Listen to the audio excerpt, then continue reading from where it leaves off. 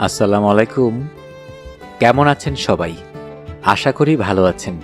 আর আমি সবসময় ভালোদের দলে।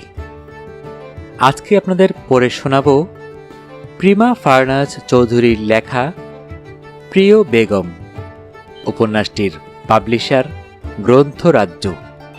বইটি প্রথম প্রকাশ হয়েছে ২০২৫ সালে। গল্প পাঠে আমি মোহাম্মদ মেহেদী হাসান। আজকে শুনবেন উপন্যাসটির দ্বিতীয় পর্ব।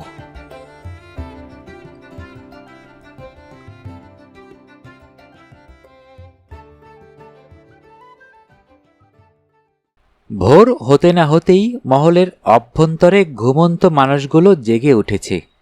কোরআনের মধুর সুর প্রতিধ্বনিত হচ্ছে অন্দরমহলে। অপরূপার ঘুম ভাঙল দেরিতে।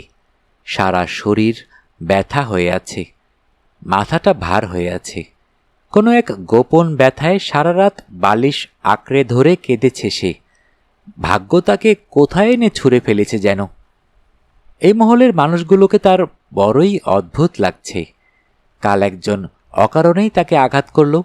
সে তো কখনো কাউকে এইভাবে আঘাত করতে পারত না। মহিলা কেন এমন করলেন অপরূপা ভেবেই পেল না। অন্যদিকে একটা মানুষকে নির্মমভাবে মারল। এরা এমন কেন? সে বর্তমান আর ভবিষ্যৎ ভেবে শঙ্কিত হয়। ভাবে, এই মহলে তার দিনগুলো কিভাবে যাবে? কখন তার অপেক্ষার প্রহর ফুরবে? কখন মানুষটা আসবে? তার কোনো নড়চড় না দেখে বাবার আদেশে সম্মুখ গতিতে অপরূপার কক্ষটিতে পা রাখল সায়রা। ঘরের জানলার কপাট মেলে দিল। এক টুকরো ভোরের আলো জানালা দিয়ে ঘরে ঢুকে মেঝেতে গড়াগড়ি খেল তক্ষুনি। বিছানায় ঘুমিয়ে আছে এক কোমলমতি নারী। ভোরের পাখির কুজন কানে আসতেই সুষুপ্ত চোখ দুটো মেলল অপরূপা। ঠোঁট নাড়তে যেতেই প্রচণ্ড ব্যথা অনুভূত হল। হাত পা টান দিয়ে মাথাটা পুনরায় তুলোর বালিশে ছেড়ে দিতেই চোখের কোনাবে এক ফোঁটা জল গড়িয়ে পড়ল। সায়রা এসে পাশে বসে বলল, ঘুম ভালো হয়েছে? উঠে পড়ো। আচ্ছা, তোমার নামটা তো অনেক বড়। তোমাকে বাড়িতে কি নামে ডাকত? অপরূপা উঠে বসল ধীরে ধীরে। সায়রা তার দিকে দৃষ্টি ফেলল। কাল যেমন বিধ্বস্ত লাগছিল তাকে, আজ ভোরের আলোয় তার চাইতেও বেশি স্নিগ্ধ লাগছে তাকে।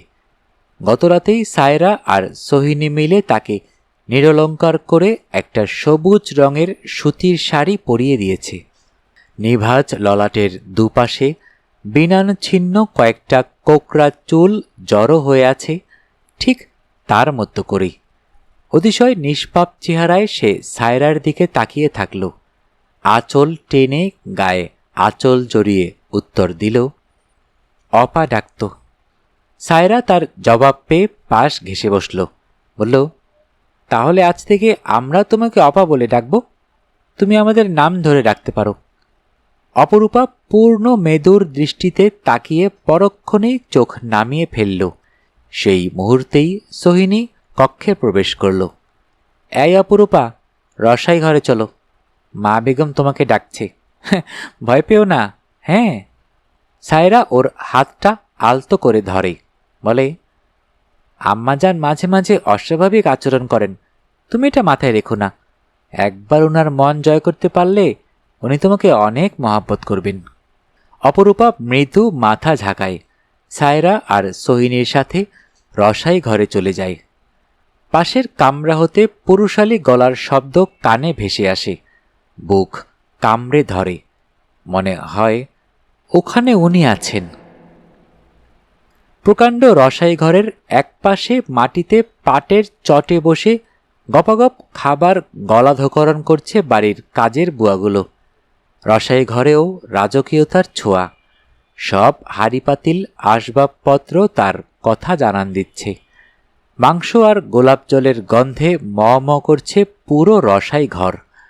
অপরূপা পা রাখার সাথে সাথেই সবাই একসাথে চোখ তুলে তাকায়। অপরূপা কোনো দিকে না তাকিয়ে খোদজার দিকে তাকায়। খোদেজার চোখাচোখি হয়ে যাওয়ায় চোখ নামিয়ে ফেলে, বক্ষ পঞ্জরে কাঁপুনি ধরে, গলা শুকিয়ে আসে। এই সায়রা, তোর ভাইজানকে গরম পানি দিয়ে আয়, এই মেয়েরে নিয়ে আজ যাত্রাপালা দেখতে যাবি। সায়রা পিতলের বাটিতে গরম পানি ঢেলে নিতে নিতে বলে, জি আম্মাজান, যাব, ভাইজানের কাছে যাই। সায়রা বেরোনোর সময় সোহিনীকে ইশারা করে কিছু একটা।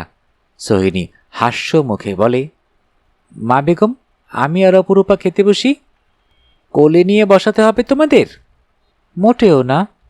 সোহিনী অপরূপাকে টেনে নিয়ে নিচে সোনালি রঙের চট পাতে বাদামি রঙের পেয়ালায় করে হরিণের মাংস আর গরম গরম গমের রুটি নিয়ে খেতে বসে। অপরূপা আবারও খোদেজার দিকে তাকায়। খোদেজা গিয়ে তার পাশে খেতে বসে, বলে, কাল জবাই করেছে এই হরিণ, রাত্রে রাত্রে আমার সময় শেষ, খাওয়ার সময় পেলেম না। অপরূপা রুটি মাংস বাড়িয়ে দেয়। আমাদের সাথে খান। রুটি ছিঁড়ে মুখে পুরে খোদেজা উঠে যায়। অপরূপা খিদের চোটে তৃপ্তি সহকারে রুটি দিয়ে হরিণের মাংস খায়। কতদিন সে খায় না। 6 বছরের বাচ্চাটিকে নিয়ে তার মা আসে। সে মূলত সোহিনীরও মা, তবে আপন মা নয়। তার নিজের মা গত হয়েছে গত বছর 15 হবে। তার কয়েক বছর পর শেরতাজ সুলতান নতুন বিবাহ করেন।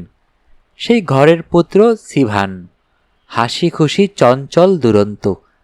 বড় ভাইজানরা ছাড়া যাদের সাথে সে সারাক্ষণ তুমুল দুষ্টমিতে মেতে থাকে। সুন্দর বউ, আমিও তোমার সাথে খাব। অপরূপা মিষ্টি হাসে। সিভানের মাও হাসে ছেলের কথায়। অপরূপার পাশে এসে বসে সিভান।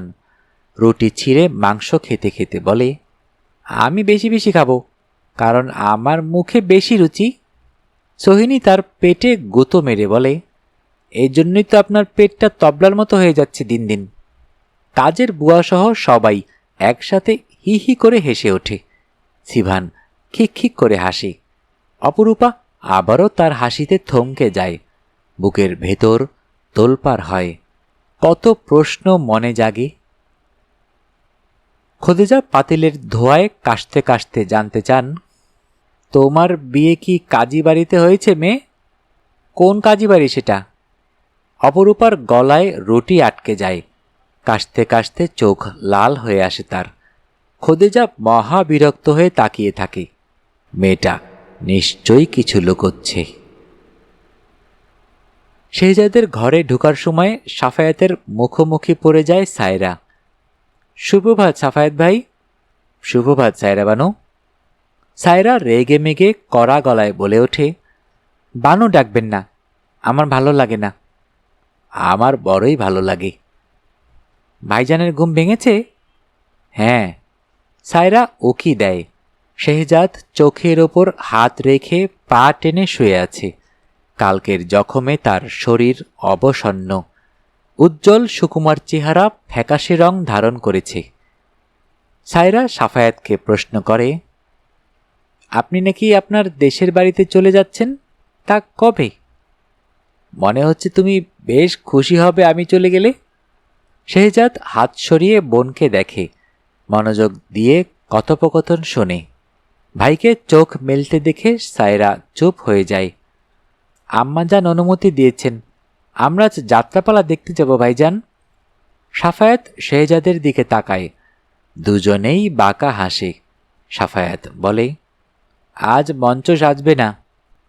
সায়রা কৌতূহলীবিষ্ট দৃষ্টি নিক্ষেপ করে। কেন সাজবে না? কাল নারী শিল্পীর গায়ে চাকু মেরেছে সন্ত্রাসরা, সে হাসপাতালে শায়িত আছে। সায়রার মন খারাপ হয়। শেহজাদ কথা বলে এবার। কাল মহলে মেহমান এসেছে শুনলাম। কোথাকার সে?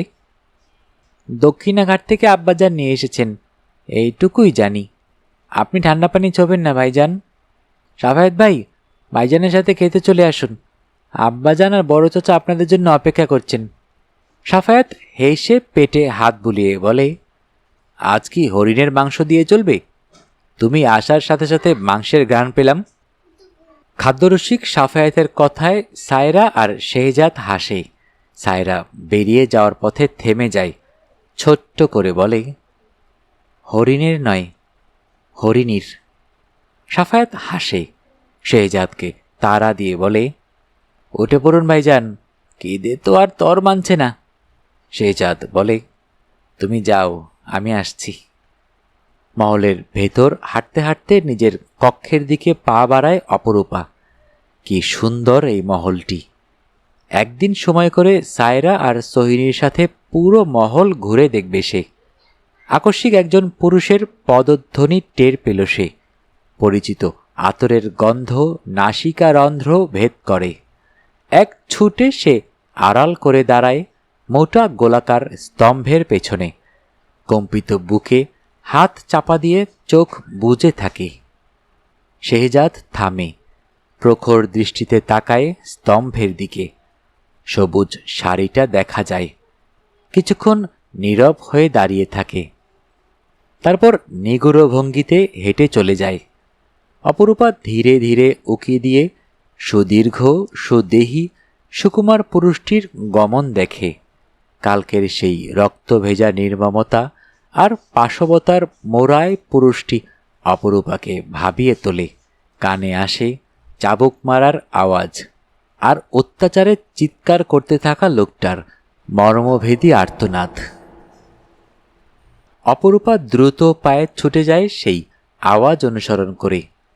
মহল চত্বরে গতকালকের সেই লোকটাকে পেটানো হচ্ছে। রক্তে মাখামাখি তার শরীর। আর কিছুক্ষণ এভাবে চাবুক পেটাতে থাকলে লোকটা অক্কা পাবে। পেটাতে থাকা লোকটিকে দেখে মনে হলো পয়সার বিনিময়ে গতর খাটা লোক, যার সাথে তার বিন্দুমাত্র শত্রুতা নেই, শুধুমাত্র পয়সার জন্য একটা মানুষকে এইভাবে মারছে। আঘাত করতে করতে পাশবিক আনন্দে লোকটা হাসছেও। দেখতে কৃষকায় রোগা মনে হলেও মারার সময় বেশ শক্তি প্রয়োগ করছে সে। ফলস্বরূপ নিজেই হাঁপিয়ে উঠছে। নৃশংস অত্যাচারে চাবুকের আঘাতে লোকটা পানি পানি শব্দ করছে। অপরূপার মায়া হল, মানবিকতা বোধ জেগে উঠল। অপর লোকটির প্রতি রাগে ঘৃণায় অপরূপার গাত্রদাহ হয়। ক্রুদ্ধ বাঘিনীর মতো ছুটে গিয়ে চাবুক কেড়ে নেয় সে। লোকটা অতি আশ্চর্য দৃষ্টিতে তাকায়। বিস্ময়াবিষ্ট চোখে আকস্মিক অভ্যাগমন হওয়া অপরিচিতা সুরূপা নারীর অগ্নিময় দৃষ্টিতে দৃষ্টি মিলানোর আগেই সপাং করে তার পিঠে চাবুকের মার বসে যায়। লোকটা পিঠের পেছনে হাত চেপে ধরে কেন্নর মতো গুটিয়ে ধপাস করে বসে পড়ে। অপরূপা কণ্ঠে তেজ ঢেলে জিজ্ঞেস করে, এখন নিজের কেমন লাগছে? তার স্বামীকে খুঁজে দেওয়ার দায়িত্ব তোমাদের দিয়ে দিলাম। ওর বাড়িতে কে আছে আমি এখনো জানি না, তোমরা ওর কাছ থেকে জেনে নিতে পারো। তোমাদের কাজ একটাই, দক্ষিণা ঘাটে খোঁজ লাগানো। সবার কাছ থেকে জেনে নেবে ওর স্বামী ওই ঘাটে ফের এলো কিনা, ওর খোঁজ নিয়েছি কিনা। শেহজাদ খেতে খেতে ভাবুক হয় তার চিন্তা যাত্রাপালা নিয়ে।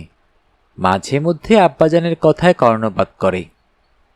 শেহজাদ পুত্র, তুমি শুনছ আমার কথা? সম্রাট মতিভ্রম হয়। জি আব্বাজান, শুনতে পেয়েছি, আমি শীঘ্রই সৈন্য পাঠাবো। পরক্ষণেই প্রখর ললাটে ভাঁজ পড়ে। গভীর চোখ দুটোতে খেলে যায় কৌতূহল। কোন ঘাটের কথা বলছিলেন আব্বা? দক্ষিণা ঘাট। সাফায়াত কিছু বলতে গেলে শেহজাদ হাঁক ছেড়ে তাকে থামিয়ে দেয়। দক্ষিণা ঘাট বললেন আব্বা? জি। কটার সময় কন্যাটিকে পেলেন? আমি ঘাটে পৌঁছাই 3:45 নাগাদ। তখন দেখলাম মেয়েটা কাঁদছে। ওনাকে কি জিজ্ঞেস করেছিলেন উনি কটা থেকে দাঁড়িয়েছিলেন ওখানে? অনেকক্ষণ বলল। অজানা রহস্যকে জানার তীব্র ইচ্ছায় খাওয়া থামিয়ে দেয় সে। চোখে মুখে কেলি করে যায় দুর্বোধ্য রহস্য উদ্ঘাটনের তীব্র উদ্যম। দূরবীনের সাহায্যে আধো আধো একজন লাল টকটকে শাড়ি পরা একজনকে দেখেছিল সে ঘাটে। ভেবেছিল ডাকাতদের লোক, সং সেজে দাঁড়িয়ে আছে। মেয়েটার কিছু দূরেই তাদের জাহাজ ছিল। যদি সে এই কন্যাটি হয়ে থাকে, তাহলে তারা মেয়েটার কোনো ক্ষতি করল না কেন? সম্রাট ভেবেছিল ডাকাতদের একজন সদস্য ওই শাড়ি পরা মানুষটি। ওটা কি এই কন্যাটি ছিল? সে সবাইকে চমক দিয়ে বলে উঠল, আব্বা, আপনি না জেনে শুনে ঘরে ডাকাত নিয়ে আসেননি তো? তন্মধ্যে কালু মিয়া এসে হাজির হয়, হাঁপাতে হাঁপাতে বলে, বেয়াদবি মাফ করবে নজুর। শেহজাদ খেকিয়ে উঠে বলে, কি হয়েছে সেটা বলো। সাহেব, চত্বরে কে জানি কুতুবকে চাবুক মারি বেহুশ বানায় রাখছে। জিনপুরি ছিল সাহেব, জিনপুরি। আগুনের মতো জ্বলন্ত মুখ, 3 বার চাবুক মারতে আমার মাথা গুইরা উঠছিল সাহেব। দেখুন সাহেব, মারের দাগ পইরা গেছে। আমারে বাড়ি যাওয়ানোর অনুমতি দেন সাহেব, আমি এখানে আসতাম না আর। শেহজাদ বিরক্ত মুখে কুতুবের দিকে তাকিয়ে রইল। পিঠে কালশিটে দাগ বসে গেছে 3টে। তুমি থামবে? কোনো জিনপরি নেই এ মহলে। সত্যি করে বলো, কাকে দেখেছ? কুতুব হাউমাউ করে কাঁদতে কাঁদতে বলল, কোদার কসম সাহেব, জীবনেও অমন জিনিস আমি মহলের আশেপাশে দেখি নাই। ওইটা মানুষ ছিল না। দ্বিতল ভবনের চত্বরে দাঁড়িয়েছিল অপরূপা। কুতুবের আজগবি কেচ্ছা শুনে শেহজাদ বিরক্ত হয়ে আধমরা লোকটার দিকে তাকালো। লোকটার পাশেই পড়ে রয়েছে পানি। তার মানে কেউ তাকে পানি খাইয়েছে। তার ষষ্ঠ ইন্দ্রিয় কিছু একটা বার্তা দিতেই সে হাঁক ছেড়ে ডাকল, সাবায়াত। বলো ভাইজান। সায়রা আর সোহিনীকে ডাকো। জি। সায়রা আর সোহিনী হাজির হলো। কুতুব বলল, না সাহেব, আমি মহলের কন্যাদের চিনি। ওই কন্যারা আমি কখনো দেখিনি।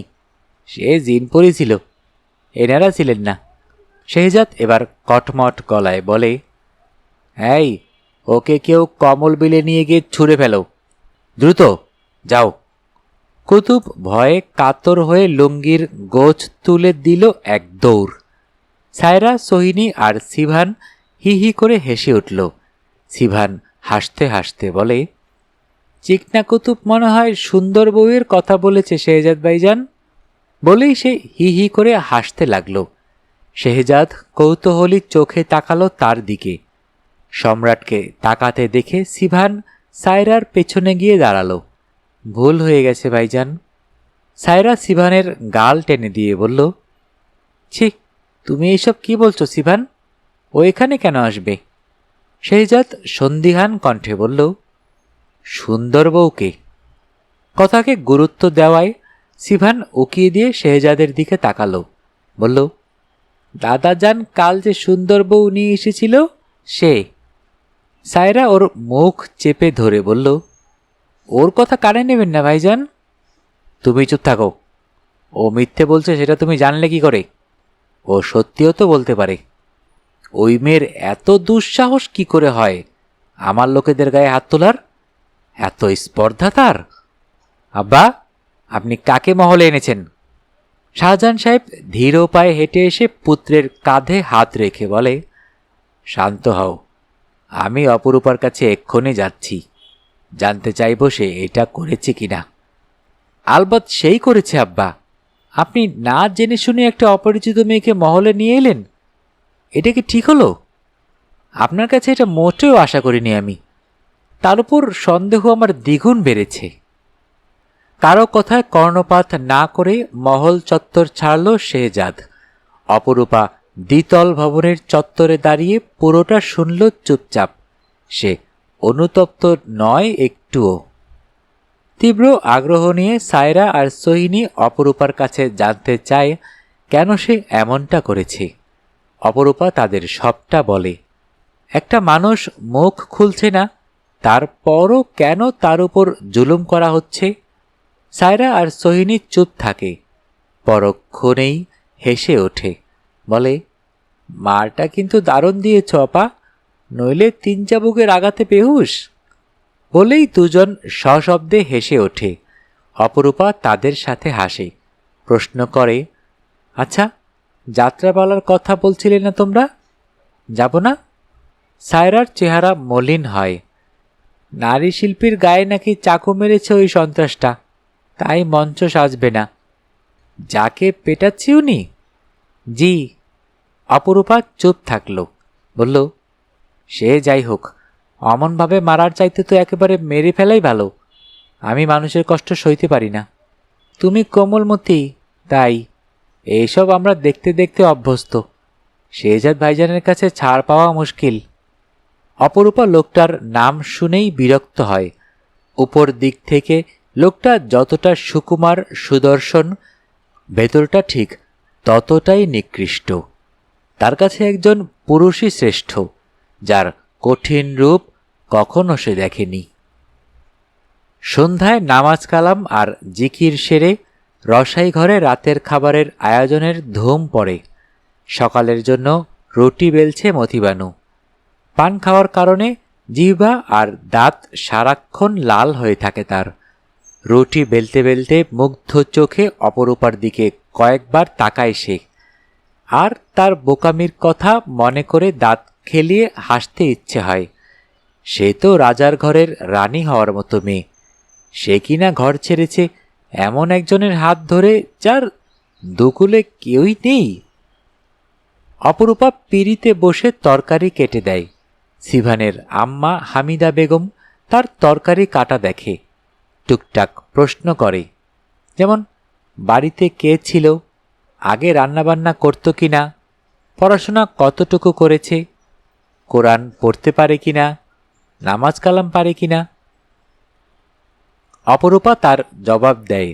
সবটা শুনে খোদেজা মাঝে মাঝে মেয়েটাকে আড়াল হতে দেখে। তার সহজ সরল চেহারার পেছনে যেন লুকিয়ে আছে কঠিন এক তেজস্বী রূপ। হামিদা বেগম জানতে চায়, কুতুবকে মারার সময় হাত কাঁপেনি? অপরূপা ঘাড় নাড়ে। লোকটা চাইলে আমাকে আটকাতে পারত, কিন্তু সে আমাকে দেখে ভয় পেয়ে গিয়েছিল, তাই মারতে সুবিধা হয়েছে। হামিদা হেসে ওঠে। খোদেজা বলে, এমন ভুল আর করো না। শেহজাদ চুপ থাকবে না, যেমন আছো তেমন থাকো, তোমার স্বামীর খোঁজ পেলেই চলে যাবে। আমি এখানে থাকতে আসিনি মা বেগম। খোদেজা চুপ হয়ে যায়। পিতৃমাতৃহীন বড় হলে এই একটাই সমস্যা, যার একুলকুল নেই তার হাত ধরে তুমি পালালে। আমার জায়গা থাকলে আপনি আরও আগে পালাতেন। খোদেজা আশ্চর্যান্বিত চোখে চেয়ে থাকে। কি অদ্ভুত, মেয়েটা ফটর ফটর করে কথা বলেই যাচ্ছে। শেহজাদের সামনে এভাবে কথা বললে তো সমস্যা। খোদেজা এবার চুপসে যায়। তোমার স্বামী যদি আর না ফেরে, কোথায় যাবে তুমি? ভাগ্য আমাকে যেদিকে নিয়ে যায়। কথোপকথনে ভাটা পড়ে। তন্মধ্যে শাহজাহান সাহেব ডাক পারেন, অপরূপা, তোমার সাথে কথা আছে, বেরিয়ে এসো।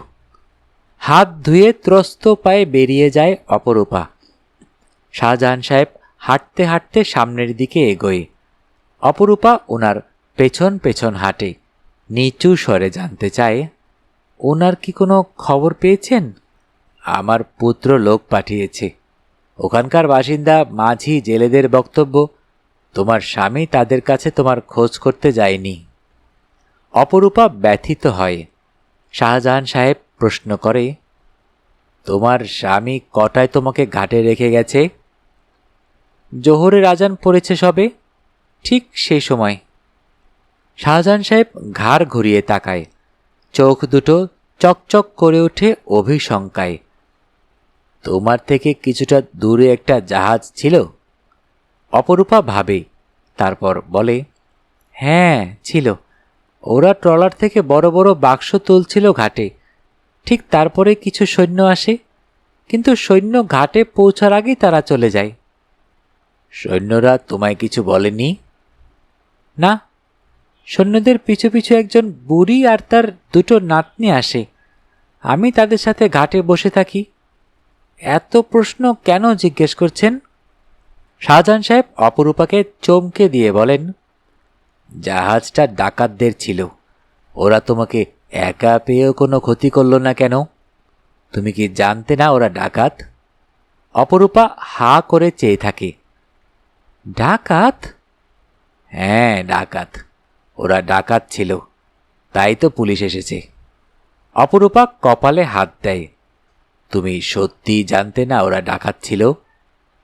না, আমি কি করে বুঝবো ওরা ডাকাত ছিল? ওরা তো আর 10টা সাধারণ মানুষের মতোই ছিল। তোমার মনে কি প্রশ্ন জাগছে না ওরা কেন তোমার ক্ষতি করল না? আমার কাছে ওরা কি বা পেত, তাই হয়তো। অপরূপার গায়ে কাটা দেয়। সে ডাকাতদের সামনে দাঁড়িয়েছিল তখন। কি ভয়ানক! আমার পুত্র সন্দেহ করছে তোমার সাথে ওদের কোনো যোগসূত্র আছে, নইলে ওরা তোমার ক্ষতি করল না কেন? শেহজাদের কথা শোনা মাত্রই অপরূপার গাত্রোদ্দাহ হয়। সে খানিকটা কড়া গলায় বলে, আপনার পুত্র একটু বেশি বুঝেন। আশ্রিত হয়ে এসেছি তাই বলে আমাকে যাত্রা বলবেন উনি?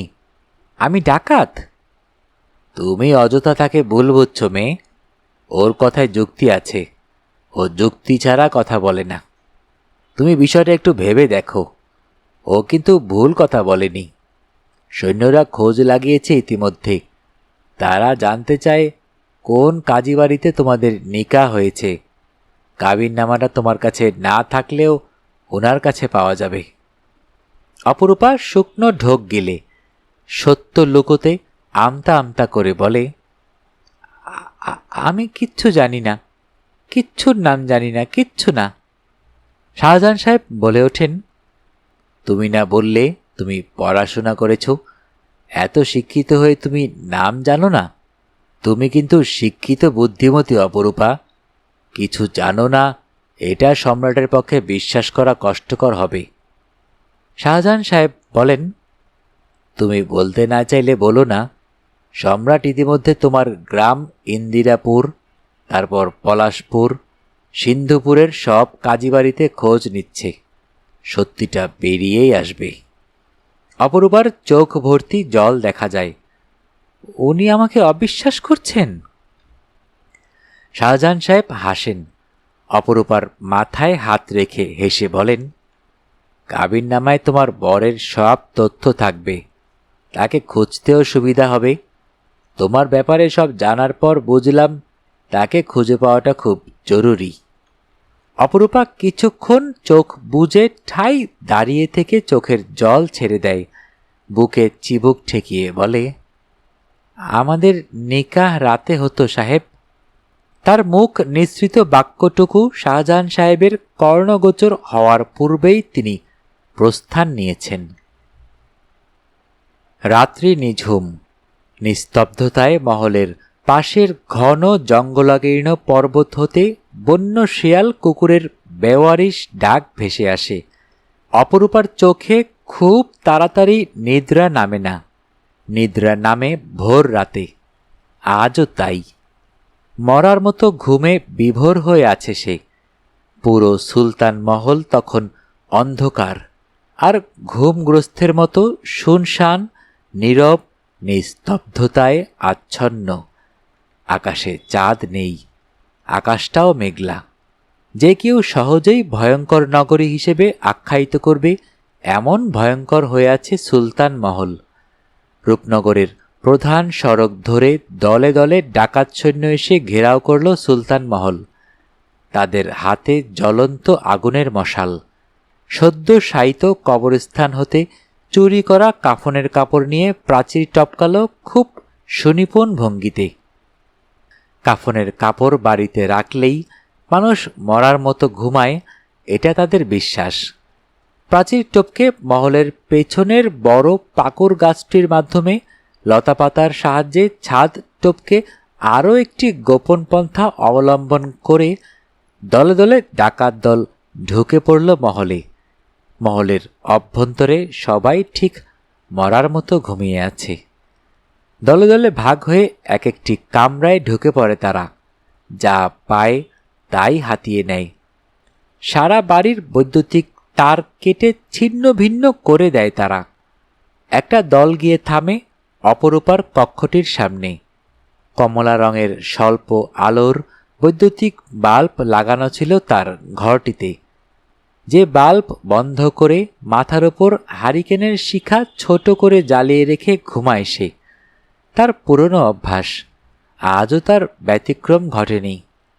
হারিকেনের মৃদু আলো তার ঘুমন্ত মুখে পড়তেই ডাকাত দলের একজন সবাইকে ইশারায় থামিয়ে দেয়, সবাইকে আদেশ দেয় চলে যাওয়ার জন্য।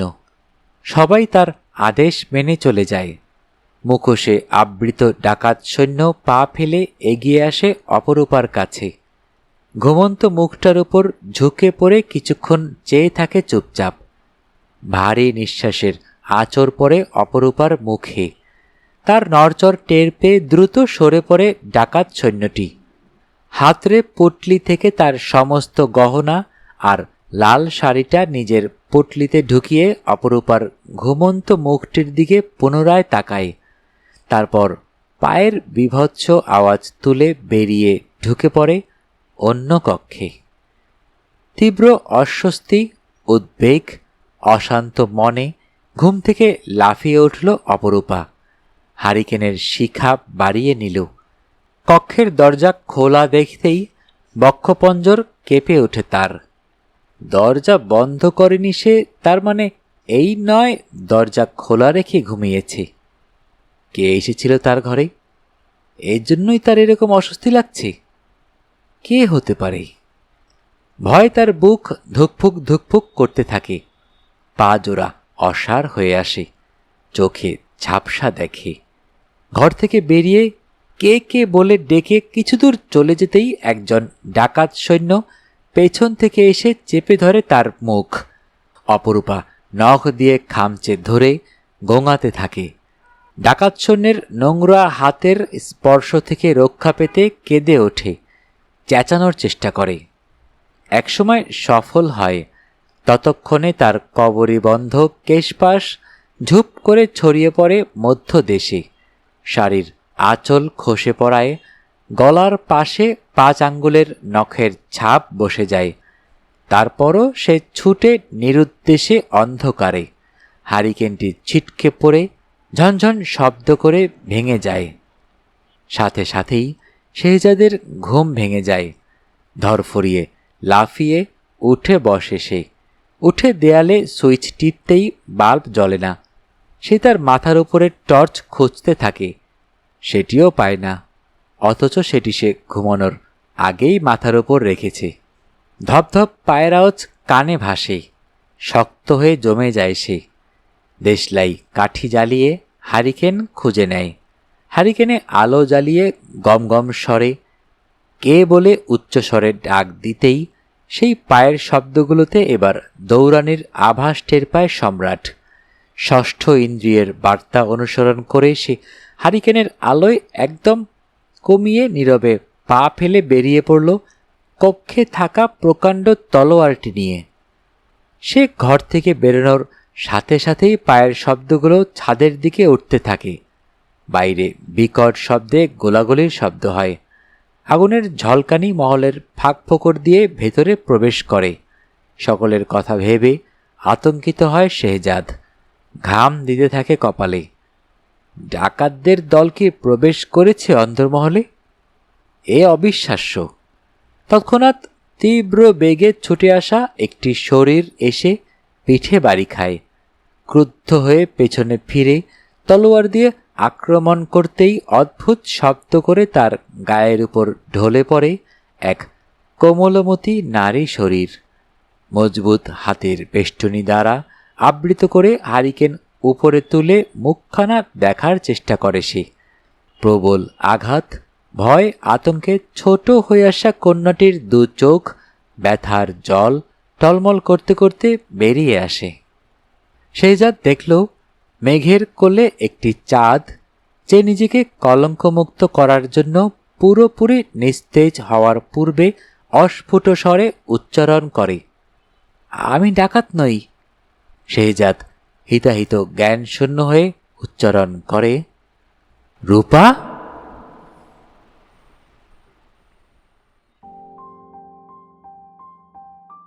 শুনতে শুনতে শেষ হয়ে গেল আমাদের আজকের পর্ব।